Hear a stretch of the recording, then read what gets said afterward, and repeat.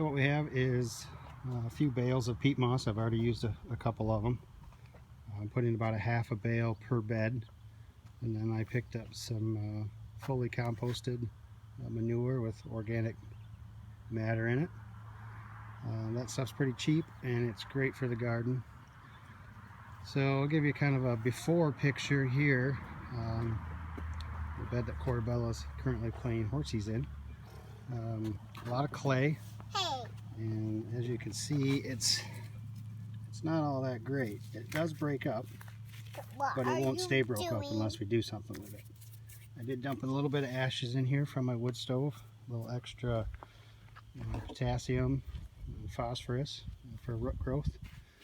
So what I'm doing is dumping, actually I'm rotilling the beds up. Excuse you.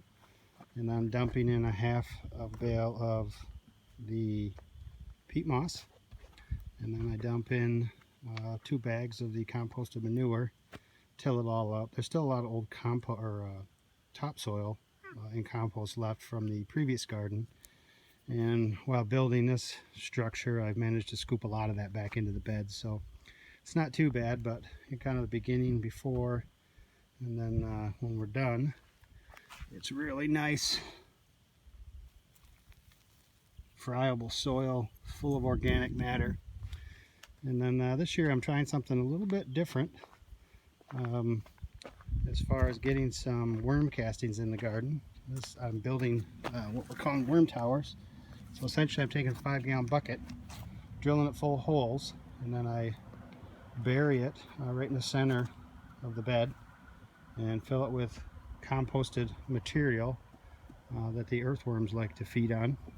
So what they do is they wiggle their way into the bucket, they feed on the scraps, the vegetable scraps that I throw in there, and then they go back out into the bed and do their business, which is premium fertilizer for your vegetables. So that's today's project. I've got 4 of the main beds done and 1 of the smaller beds coming down the side here. So I've got to get 2 more of the large beds, and then those 2 beds there in the corner. Started the fencing the last couple days. That'll be a work in progress throughout the next week. I'll probably have to get some more materials, but I'll try to hold off as long as I can. We've got till the middle of May before I actually start planting, so not a huge rush, but I'd like to get it up to keep the rabbits and whatnot out of here. Obviously it won't keep the deer out, but they don't usually mess with my garden too much. So that's what's been going on here. Thanks for watching. Give me a thumbs up if you like it. Maybe hit the subscribe button. Not a big YouTuber, but who knows, this is kind of fun. So everybody stay safe and be happy.